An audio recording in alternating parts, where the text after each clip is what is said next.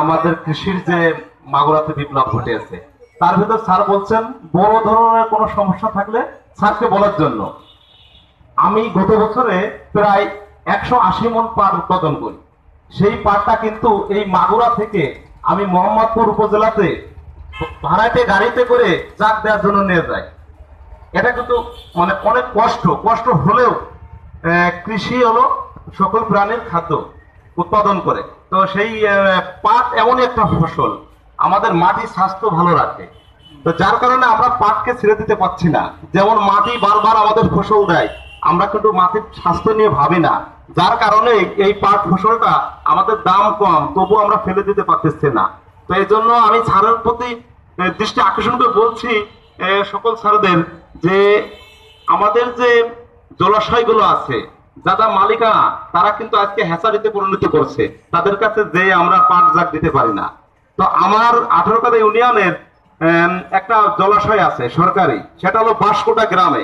ওখানে ওই জায়গায় যদি কৃষক আমাদের কাছে মায়ের কাছে আপনাদের কাছে আমানত, তো আপনারা অবশ্যই চেষ্টা করবেন যে সরকারের যে বর্তমান কৃষি বান্ধব সরকারের যে প্রতিশ্রুতি রয়েছে সেই জিনিসটাকে আপনারা সঠিকভাবে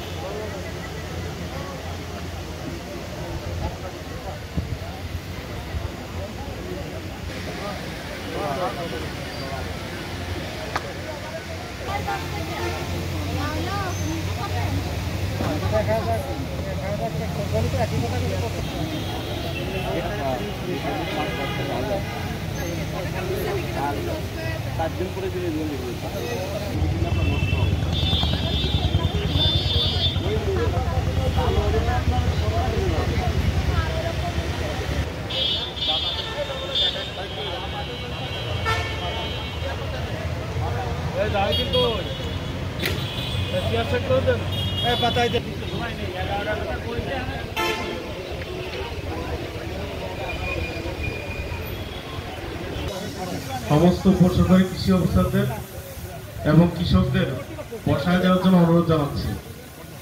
আমাদের উপসরকারীদের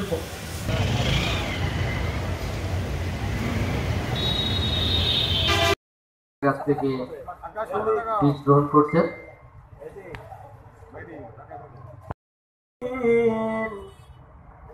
إياك نعبد وإياك نستعين اهدنا الصراط المستقيم إياك نعبد وإياك نستعين اهدنا الصراط